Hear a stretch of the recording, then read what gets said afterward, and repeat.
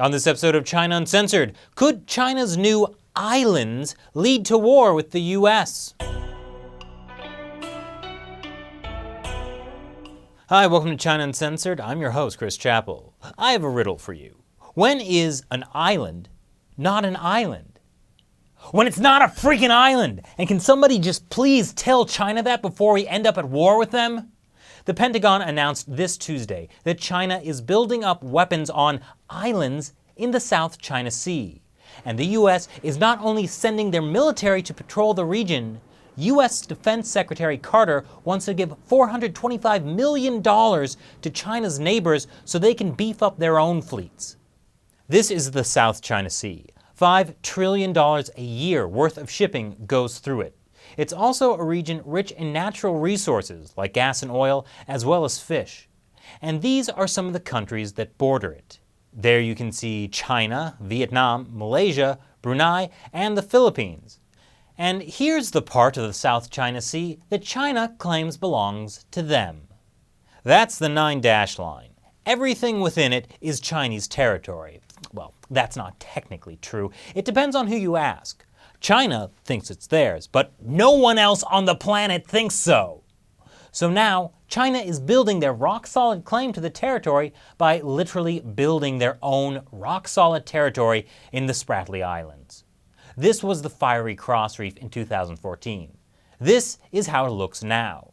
Here's part of the Gavin Reefs in March 2014, August 2014, and January 2015. And this is Mischief Reef 2 weeks ago. Oh, and isn't there mischief afoot? Look at all those Chinese boats. All in all, China has built up more than 3 square miles of landfill on top of various submerged reefs, the equivalent of 60 New York City blocks. The crux of the matter is the UN Convention on the Law of the Sea.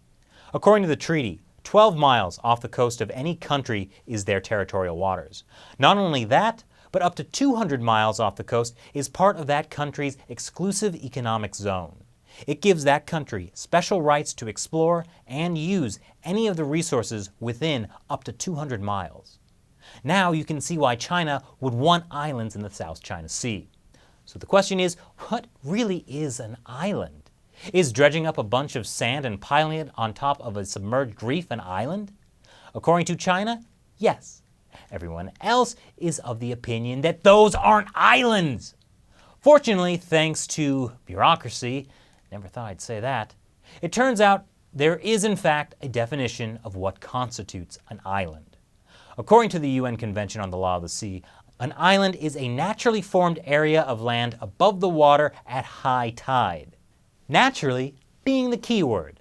But China thinks of the South China Sea as a pie that's up for grabs, and it's grabbing the biggest slice. At the end of May, the US sent a surveillance plane over these so-called islands and were greeted with this message. This is the Chinese Navy. This is the Chinese Navy. Please go away quickly. It seems China is already treating these islands as part of their territory and trying to block other countries from coming near them. Clearly, the Chinese regime does not care about the legality of what they're doing. Sure, they like laws when they're to their benefit. They'll use the UN Convention to stake their legal claim to the territory and expect everyone else to follow.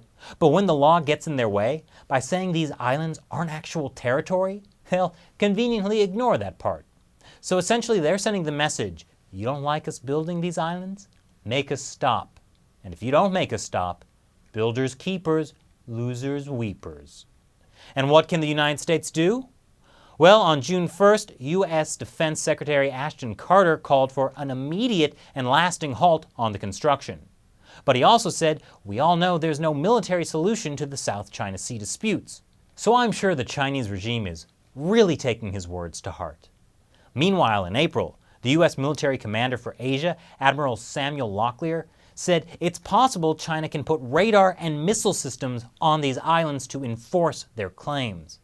But realistically, I'm sure neither the US nor China wants to literally open fire on each other. After all, the Chinese regime has already been waging a very effective cyber war against the states. But here's what's scary. China's neighbors are pretty pissed. The Philippine president has been comparing China to Nazi Germany. The idea is that, like Nazi Germany, China is testing the waters to see how far they can go before the West stops them. Maybe the Philippines isn't interested in seeing when that will happen. Maybe they take some of the old naval tech the US gave them and try to take matters into their own hands. And if they get sunk, the US has a mutual defense treaty with the Republic of the Philippines. And then we're all sunk. What do you think of China's island building in the South China Sea? What do you think the US should do? Leave your comments below and be sure to subscribe for more China Uncensored. Once again, I'm Chris Chappell. See you next time. That cute little fellow is Nibble, a Tibetan Mastiff. They were all the rage in China a few years ago, a veritable status symbol, along with black Audis and the terrible, terrible rubbing alcohol-like liquor they call baijiu. People would spend hundreds of thousands of dollars for these Tibetan Mastiffs. According to the New York Post, one Chinese businessman spent $1.9 million for a single dog. Here are the top 6 tainted exported Chinese products. Number 6, tainted milk. Melamine is a wonderful fire-resistant chemical compound useful in making, for example, plastic dinnerware.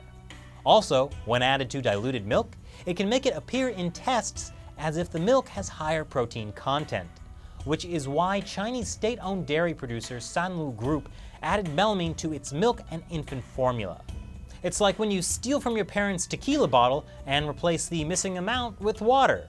Only instead of water, you add rubbing alcohol.